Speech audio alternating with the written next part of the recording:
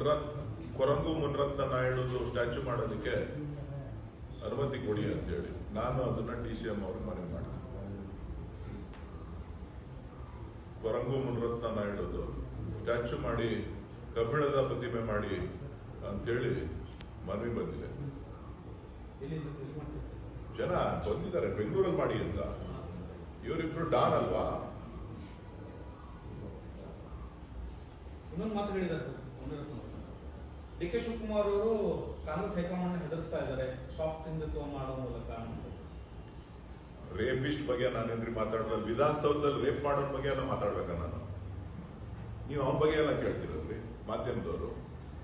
ವಿಧಾನಸೌಧದಲ್ಲಿ ರೇಪ್ ಮಾಡಿದಾನೆ ಅಂತ ಹೇಳ್ಬಿಟ್ಟು ಜಗಜ್ಜಾಹೀರಾತೆ ಆಗಿದೆ. ಅವನು ಅದ್ರ ಬಗ್ಗೆ ಮಾತಾಡ್ರಪ್ಪ. ಹೆಂಗ್ ಮಾಡ್ದ, ಏನ್ ಮಾಡ್ದ, ಅದ್ರ ಬಗ್ಗೆ ಆ ಚಾರ್ಜ್ ಶೀಟ್ ಅಲ್ಲಿ ಏನೇನಿದೆ ಅದನ್ನೆಲ್ಲ ತೆಗೆದುಕೊಂಡು ಹೋದ್ರಪ್ಪ. ದಯವಿಟ್ಟು ಅವನ ಬಗ್ಗೆ ನೀವು ಪ್ರಚಾರ ಮಾಡ್ತೀರಾ? ಅವನು ಹೇಳಿದ್ದನ್ನೆಲ್ಲ ನಮ್ಮನ್ನು ಕೇಳ್ತೀರಾ? ಅವ ರೇಪಿಸ್ಟ್ ನಾನು ಹೇಳಿದ್ದಲ್ಲ, ಅವ್ರು ಯಾರೋ ದೂರು ಕೊಟ್ಟಿರೋರು ಹೇಳ್ತಾ ಇದ್ದಾರೆ ನನ್ನ ರೇಪ್ ಮಾಡಿದ್ದಾರೆ, ವಿಧಾನಸೌಧದಲ್ಲಿ ರೇಪ್ ಆಗಿದೆ ಅಂತಾರೆ. ದೇವ್ರ ಕೆಲಸ ಮಾಡಕ್ ಹೋದವರು ವಿಧಾನಸೌಧನ ದೇವಾಲಯ ಅಂತ ನೀವೆಲ್ಲ ಕರಿತೀರಿ, ಯಾಕೆ ಅವನ ಬಗ್ಗೆ ಮಾತಾಡೋದೇ ಇಲ್ಲ? ಅದ್ರ ಬಗ್ಗೆ ಕೇಳ್ರಿ. ರೇಪ್ ಮಾಡಿದ್ಯಾ ಇಲ್ವಾ ಅಂತ ಕೇಳ್ರಿ. ಪ್ರಶ್ನೆ ಮಾಡಿದ್ರೆ ಯಾವ ತರ? ಎಲ್ಲಿ ಮಾಡಿದ್ದೀರಿ? ಎಲ್ಲೂ ನೋಡ್ಲಿಲ್ಲ ನಾನು.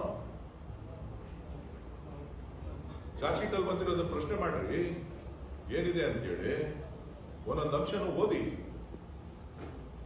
ಅವನನ್ನ ವಿಧಾನಸಭೆಯಿಂದ ಇದನ್ನ ಮಾಡ್ಬೇಕು, ನಿಷೇಧ ಮಾಡ್ಬೇಕು. ಆ ಕೇಸು ನಿರ್ದೋಷಿ ಅಂತ ತೀರ್ಮಾನ ಆಗಿ ಈಚೆ ಬರೋವರೆಗೂ ಅವನ ಆಚೆ ಕಳಿಸ್ಬೇಕು.